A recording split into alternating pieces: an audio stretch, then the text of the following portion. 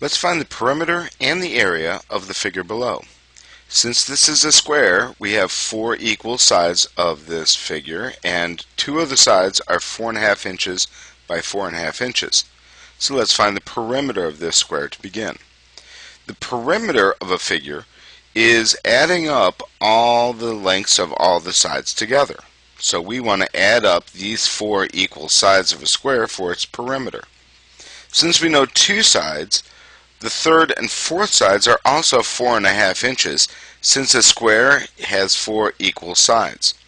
So this is 4.5 inches, and this side is 4.5 inches. Let's next find the perimeter. Perimeter would be where we add these 4 sides up. So adding these 4 sides up, the perimeter would be 4.5 plus 4.5 plus 4.5 plus another 4.5. So to add these 4 numbers together, we'll notice that we have 4 4s. So 4 plus 4 plus 4 plus 4, and we have 4 halves. 1 half, another half, another half, another half. So if we add up 4 4s, 4 plus 4 is 8, 8 plus 4 is 12, 12 plus 4 is 16. 4 halves together, 2 halves add up to a whole. So 1 half and 1 half would be 1 whole, and another half would add up to another whole. So 16 plus 1 adds up to 18. The perimeter of this figure is 18. And since we were measuring this in inches, we would have 18 inches. So the perimeter of this square is 18 inches, the sum of all the sides added up. Next, let's find the area of this figure. That would be the material on the inside of the figure. And to do that, we'll use the formula that area of a rectangle, in case our square, would be length times width. So we'll erase these 2 other sides that we've written in, so that we can see that the original information represents the length and width. So this up here would be the length of our square, or rectangle, and this side here would be the width. So the area of a rectangle, or our square in this case, is length times width. That means that we would have 4.5 multiplied by another 4.5. Now, in order to multiply these 2 mixed numbers together, let's first convert them to improper fractions.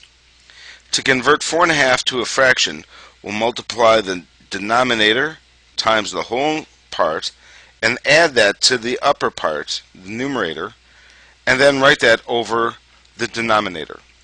In other words, this will become 2 times 4 plus 1 over 2. And while we're at it, let's write the other one the same way. 2 times 4 plus 1 over 2. 2 times 4 is 8, and 8 plus 1 becomes 9. So 4.5 as an improper fraction would be 9 halves. And same with our other fraction. Now we have 2 fractions that we can multiply. To multiply fractions, we'll multiply the numerators and the denominators. So 9 times 9 over 2 times 2. Well, 9 times 9 is 81, and 2 times 2 is 4. So the area as an improper fraction would be 81 quarters. Let's convert this back to a mixed number, since that's how our problem started. To convert 81 quarters to a mixed number, we'll divide the denominator into the numerator. So 4 divides into 8 twice. 2 times 4 is 8, and we'll subtract, getting 0, and we'll bring down the 1. 4 doesn't go into 1, but 4 does go into 81 20 times.